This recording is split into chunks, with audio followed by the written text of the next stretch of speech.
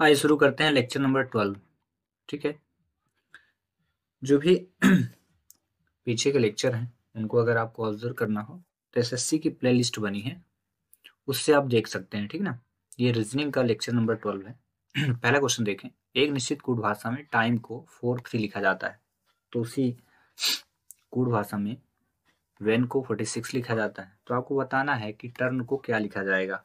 तो ये coding decoding से एक क्वेश्चन आया है, तो इसमें पहले आपको क्या करना है, इनके नंबरिंग को नोट आउट करना है। टी जो है 20 नंबर पे आता है, आई 9 पे, एम 13 पे, और ई जो है इसमें आता है 5 पे। इन सभी को कैलकुलेट करेंगे यानी ऐड कर देंगे। जब ऐड करेंगे तो 47 आएगा, और यहाँ दिया 43 यानी -4 किया गया जिससे 43 आए। एज इट इज यहाँ पे भी हम करेंगे। वेन का नंबर है 23, एच नंबर 8 पे है, ई 5 पे है, और एन जो है 40 नंबर पे है। फिर से इनको ऐड करेंगे। ऐड करने पे इस बार जो है 50 आया है सभी। 23 + 8 प्लस, ध्यान रखें ये है आपका 14 + 5 तो 50 आएगा। और 50 में क्योंकि इसका कोड का जो आंसर दिया 46 है, तो फिर से इसमें -4 किया गया होगा तो 46 आए। क्योंकि सभी नंबरों को ऐड करके लास्ट में -4 किया जा रहा है, तो similarly you can do as it is. उसी प्रकार से आप यहाँ कर सकते हैं। तो 20 टी का क्रमांक हुआ, 21 यू का, आर का 18 होता है, और ये 14 होता है। इनको सभी को आप जोड़ेंगे। जैसे ही जोड़ेंगे तो इसका जो कैलकुलेशन आएगा वो 73 आएगा। तो क्योंकि -4 करना लास्ट में, तो इसको 4 करिए माइनस, तो कितना आएगा आंसर 69। ठीक है, तो चलिए इसी प्रकार से क्वेश्चन मैं देता हूँ। BURN, बर्न, BUR और N, बर्न को उसी को कूट भाषा में क्या लिखा जाएगा। जैसे यहाँ टर्न लिखा है तो मैंने दे दिया बर्न को क्या लिखा जाएगा। इसका करेक्ट आंसर सी होगा। ठीक है, आप इसका आंसर भेजें, तब तक हम क्वेश्चन नंबर 2 देख लेते हैं। ठीक है, यदि 16A13B और 6C9 को 85 लिखा जाता है, वहीं 15A20, 27C को और 30 को 125 लिखा जाता हो, तो बताना है 10A, 15B, 6C और 20 को क्या लिखा जाएगा। तो इस क्वेश्चन को करने के लिए आपको तो पहले ये पहचानना पड़ेगा कि क्या किया गया है। यहाँ कोई ना कोई साइन के यूज किया गया है जिसके थ्रू ये क्वेश्चन सॉल्व हुआ है। ठीक ना, तो मैं आपको बता दूं, यहाँ प्लस है क्योंकि मैंने कैलकुलेट किया यहाँ पे, यहाँ इंटू और यहाँ माइनस। ऐसा क्यों होगा चलिए सिद्ध करके बताते हैं। देखिए यहाँ पे इंटू यूज किया हूँ तो 13 छंग कितना होता है 78 यानी 78। यहाँ 78 लिखना है, प्लस करना है 16 को, तो 8 से 14 होगा, 7 1 8 1 9 94 हुआ। अभी माइनस मैंने सी की जगह माइनस यूज किया, तो 9 को जैसे ही आप सब्ट्रैक्ट करोगे तो कितना आएगा 85। समझ में आ गया। साइन यहाँ प्लस इंटू माइनस की यूज हुआ इसलिए 85 आए। तो एज इट इज यहाँ पे भी आप ए की जगह प्लस लेंगे, बी की जगह इंटू का यूज होगा, और यहाँ माइनस करेंगे। और इसको चेक कर लीजिए, क्योंकि इंटू पहले हो रहा है तो 7 में 2 का गुणा 140 हुआ, प्लस 15 करेंगे तो कितना आएगा 5 4 1 5 155, और -30 करेंगे तो इतना आएगा 125 आएगा। तो क्योंकि ये जो सिंबल है यूज होके ही ये नंबर प्राप्त हो रहा है, तो इसी प्रकार आप यहाँ पे भी करेंगे। पहले आप प्लस यूज करेंगे,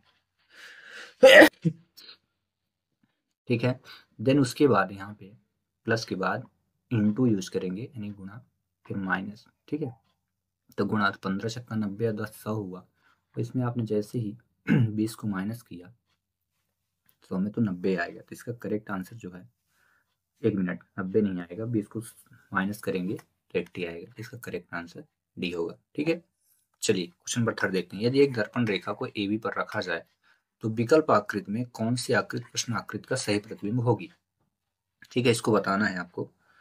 तो ध्यान रखिए, प्रतिबिंब में जो भी फिगर रहता है वो जस्ट अपोजिट बनता है। मतलब ये जो साइन दिख रहा है ना, ये वाला उधर चला जाएगा और ये इधर आ जाएगा। ठीक है ना, जो नजदीक होगा दूर हो जाएगा, दूर वाला नजदीक आएगा। तो ये दूर बना ना, ये शेप, ये दूर है तो नजदीक आएगा। तो देख लेते हैं, ये नजदीक है, ये नजदीक, ये सभी में नजदीक है।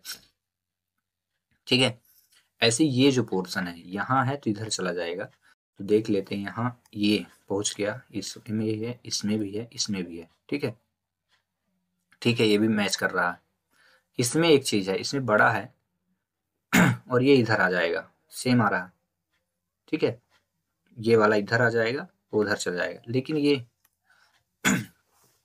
ये जो साइन है जस्ट अपोजिट बनेगा, क्योंकि मैं बता ना, जो दूर है वो नज़दीक आएगा और जो नज़दीक है वो दूर चला जाएगा, ठीक है ना।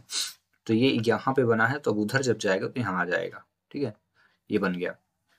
सिमिलरली ये वाला साइन यहाँ, ये वाला यहाँ आ जाएगा, और ये जो P है जस्ट अपोजिट बनेगा। ये P ऐसे है ना, तो ये ऐसे बनेगा इस बार, ऐसे करके, ठीक ना। तो ये P, ये P, ये P सभी में सेम आ गए, ठीक है। अब इन बॉक्स को मिला लेते हैं, ठीक है। ये बॉक्स यहाँ पे है, ध्यान रखना, ठीक है। तो ये उधर चला जाएगा, यहाँ पे इस कॉर्नर पे, तो यहाँ पे भी मिल गया, इसमें गलत जगह मिला, ये रॉन्ग हो जाएगा। इसमें भी गलत जगह मिला, ये भी रॉन्ग, और इसमें भी गलत जगह ही मिला, नहीं, इसका और इसका सही है, ठीक है। इसका सही है, दो का, इन दोनों में से कोई एक होगा। अब इस कॉर्नर को देखते हैं, ये जो यहाँ है वो उधर जाएगा, ठीक है। यहाँ है तो डायरेक्ट यहाँ आ जाएगा, जस्ट अपोजिट होंगे, ठीक है। ये यहाँ था, यहाँ, और ये यहाँ आ जाएगा, तो यहाँ पहुँचेगा, और ये यहाँ पहुँच गया। अब P पे आते हैं, तो P जो ऐसे बना है, ये ऐसे, ये वाला P जो इस प्रकार से बना है, ये P तो ऐसे बनेगा, ठीक है। तो दोनों सेम है, तो इसमें और इसमें एक होगा, ठीक है। अब देखें इस डायग्राम में ये जो लकीरें हैं वो सही सीधी बनी हुई हैं, और इसमें इस प्रकार से बन गई हैं, इसलिए रॉन्ग हो जाएगा, और ये करेक्ट आंसर इसका पहला वाला आ जाएगा, ठीक है। चलिए अगला देखते हैं, ये आकृति के पैटर्न को कौन सी आकृति का पूरा करेगी, ये घुमाने की अनुमति ना हो। पैटर्न की आकृति को पहचानना है। देखिए इस प्रकार से यहाँ डायग्राम है, तो यहाँ पे भी सेम बनना चाहिए, तो क्योंकि इधर बना है तो अभी ऐसे चाहिए, यहाँ इस प्रकार का होना चाहिए। तो ये रॉन्ग हो गया, ये दोनों रॉन्ग, ठीक है, ऐसा शेप चाहिए। इसके बाद ये लाइनिंग यहाँ ज्वाइन होनी चाहिए, तो इस प्रकार चाहिए, तो ये रॉन्ग हुआ, क्योंकि ऐसी ज्वाइनिंग इसमें नहीं, करेक्ट आंसर इसका ही आएगा, ठीक है।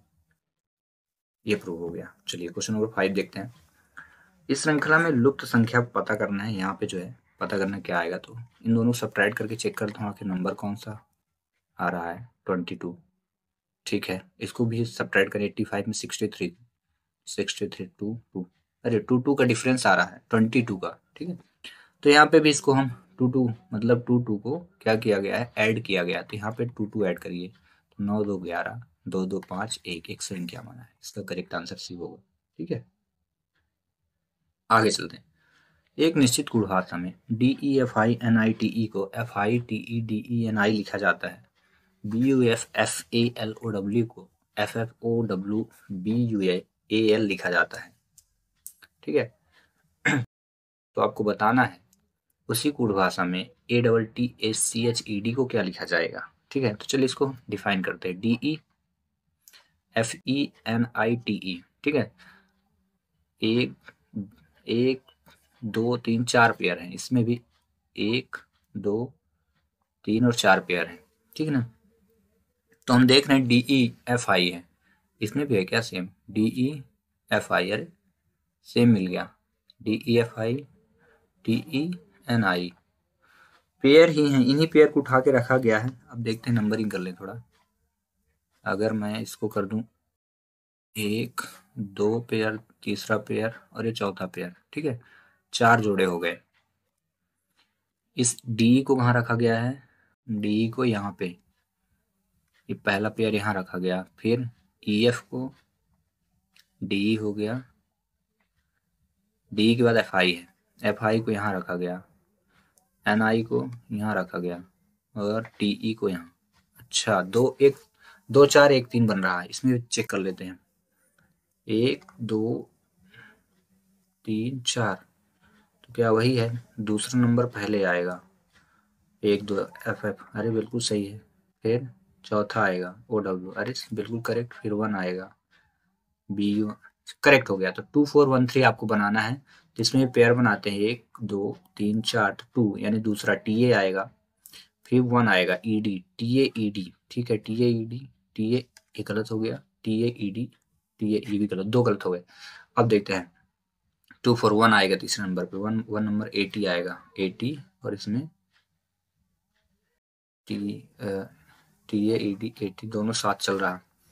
फिर लास्ट में 3 आएगा, NI, तीसरा 1 2 3 CH लास्ट में आना चाहिए, ये रॉन्ग हो गया, ये करेक्ट है, चलिए अगला क्वेश्चन देखते हैं। क्वेश्चन नंबर 7, निम्नलिखित में कौन सा अक्षर दी गई श्रृंखला प्रश्न के स्थान पर आएगी? तो ये होता है 13 नंबर पे, ये होता है 16वें नंबर पे, इसका क्रमांक 19 है, बी का होता है 22 और बाई का होता है 25। मतलब 13 3 16 3 19 3 22 3 25 प्लस 3 ही तो जा रहा है प्लस 3। मतलब यहाँ से जब जाते हैं तो प्लस 3 हो रहा है और इधर की ओर क्या हो रहा है, माइनस हो रहा है। ठीक है, हम प्लस 3 करते हैं तो बाई है, बाई के बाद जेड, ए और बी। तो इसका करेक्ट आंसर आपका कौन सा हो जाएगा, बी। ठीक ना, हमने इधर से कैलकुलेशन कर दिया। चलिए क्वेश्चन नंबर हम करते हैं अगला क्वेश्चन नंबर 8, इसको देखते हैं। एक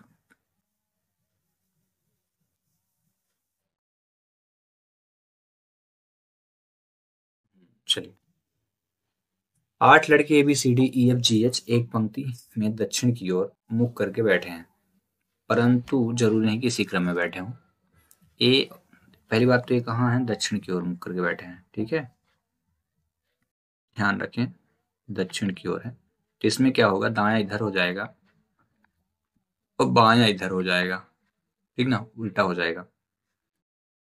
बैठे हैं, ई और एफ बी के निकटतम पड़ोसी हैं। सी बी के दाईं से चौथे स्थान पर बैठा है, एफ ए के ठीक बाईं ओर बैठा है।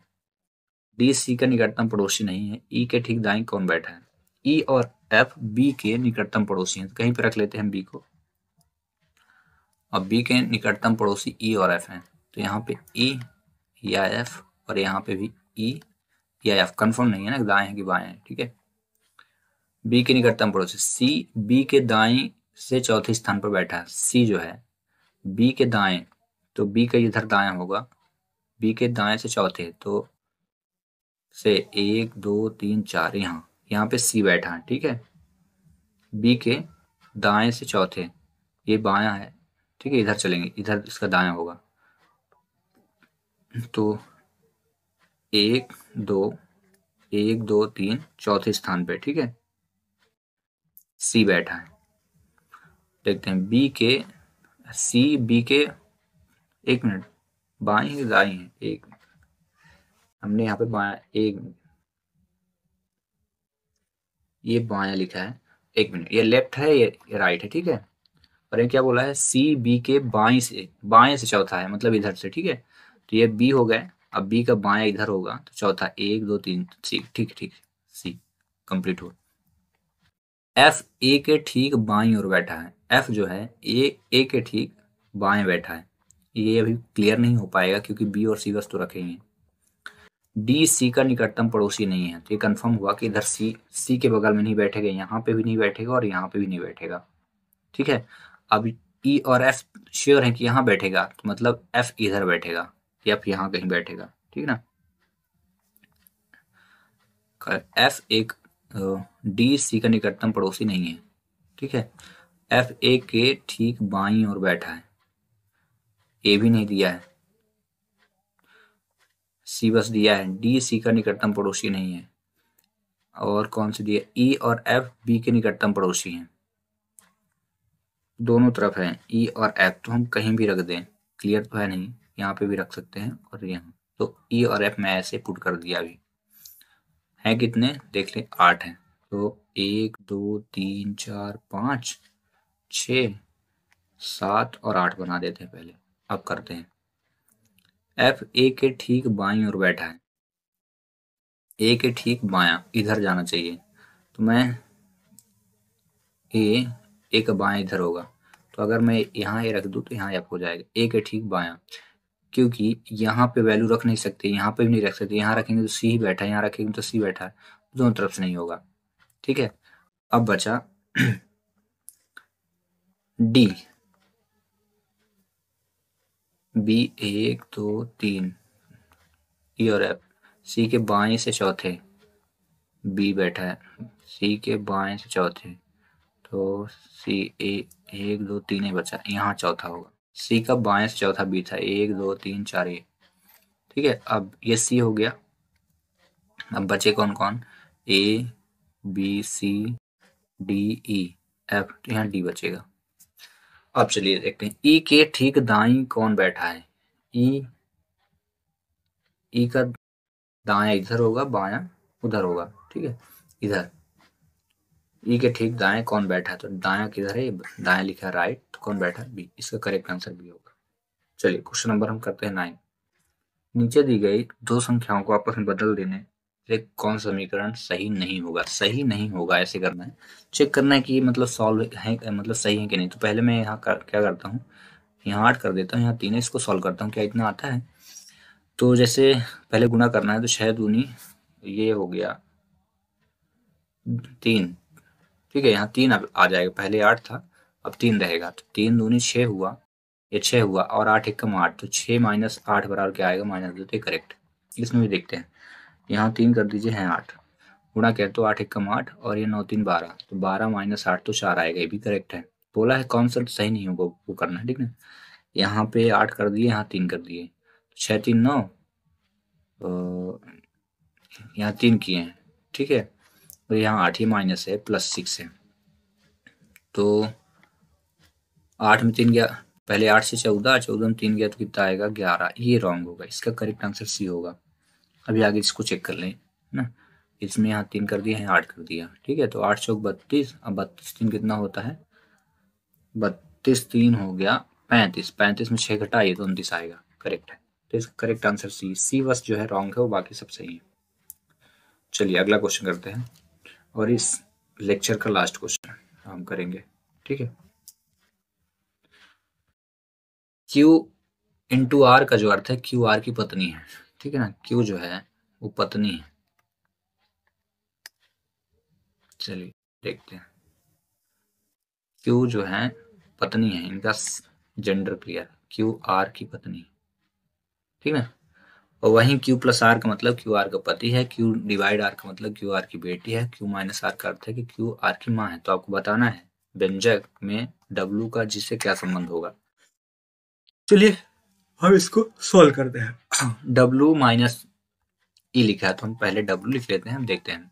माइनस नहीं, डिवाइड है, क्यू आर की बेटी है, तो W जो होगी बेटी होगी ई की, ई हो गई, और ये बेटी इनका जेंडर क्लियर हो गया, ये सिंबल बन गया, ठीक है। आगे वहीं अब प्लस में, तो ई प्लस एफ है, प्लस का कहाँ ये है, क्यू आर की पति, क्यू आर का पति है, तो ई जो है पति है, इनका भी जेंडर क्लियर, किसके पति हैं, एफ के, और ये पत्नी हो गई, ठीक है। 2 क्लियर। माइनस पे आते हैं, क्यू आर की माँ है, मतलब एफ जो है माँ है किसके, ये माता जी हैं किसके, जी की, इनके जेंडर बस क्लियर नहीं। तो बोला है डब्लू का जी से क्या संबंध है, डब्लू का जी से क्या संबंध है, 1 मिनट देख ले। क्यू आर की माँ है, मतलब एफ जो है माँ है किसकी, जी की, ये ई और एफ हुआ, ये एफ है, एफ माँ है जी की, ठीक है। जैसे पूछा गया है कि डब्लू का जी से क्या संबंध होगा, तो क्योंकि ये माता पिता हैं, ये बहन भाई होंगे, जेंडर जो है क्लियर नहीं है, ठीक है ना। जेंडर क्लियर होने के कारण आप यहाँ देख लेते हैं ना, डब्लू का जी से क्या संबंध, अच्छा क्लियर है, क्योंकि डब्लू को माइनस दिखाया है, तो ये बहन होगी, मतलब जेंडर क्लियर, तो लड़की होगी, और इसमें कोई क्लियर नहीं। अगर इससे इसको पूछता तो ना बता पाते, लेकिन इसको बताइए क्योंकि भाई बहन का रिश्ता है ना, तो ये बहन होगी, इसका करेक्ट आंसर भी होगा, ठीक है ना। इस प्रकार ये क्वेश्चन को कंप्लीट, मिलता है नेक्स्ट।